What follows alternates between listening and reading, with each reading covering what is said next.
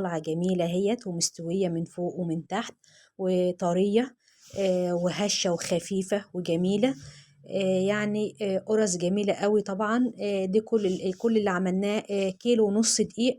بسم الله ما شاء الله طلع لنا يعني أكتر من 60 قرصة، بسم الله ما شاء الله. يعني حاجة كده جميلة جميلة جدا جدا جدا. وزي ما انتوا شايفينها يعني حمرة من فوق ومن تحت. رغم انني عاملاها في فرن البوتاجاز مش في فرن غاز ولا حاجة. وبسم الله ما شاء الله طالعة جميلة جدا وموحدة ولونها جميل وواخدة لون واحد. ومستوية وطرية.